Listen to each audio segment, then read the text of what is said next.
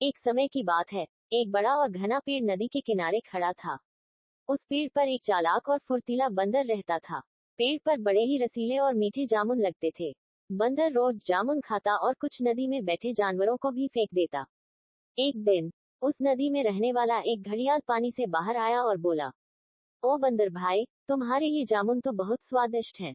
क्या मुझे भी कुछ दे सकते हो? बंदर ने मुस्कुराते हुए कुछ जामुन नीचे फेंक दिए।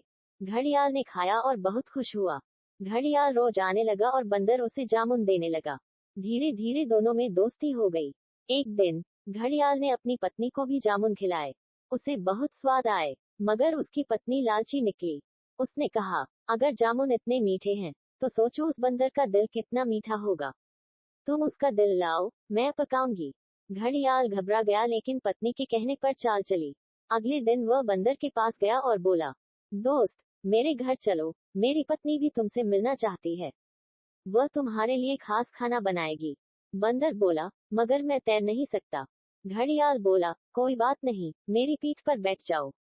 बंदर जैसे ही नदी के बीच पहुंचा, घड़ियाल बोला, माफ करना दोस्त, मेरी पत्नी को तुम्हारा दिल चाहिए, इसलिए मैं तुम्हें ले जा रहा हूँ। बंदर मुस्कुराया और बोला, अरे मित्र, तुम पहले ही बता देते, मैं तो दिल पेड़ पर रखकर ही आया हूँ। चलो वापस चलते हैं, दिल लेकर देता हूँ।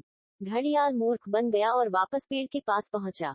जैसे ही बंदर पेड़ पर चढ़ा, उसने हंसते हुए कहा, अरे मूर्ख घड़ियाल, क्या कोई दिल शरीर से निकाल कर बाहर रखता है? जाओ, अब मैं कभी तुम्हारा मुंह नहीं देखूंगा। एक तो बच्चों, इससे आप ये सीखा कि बुद्धिमानी और चतुराई से बड़ी मुसीबत भी टाली जा सकती है।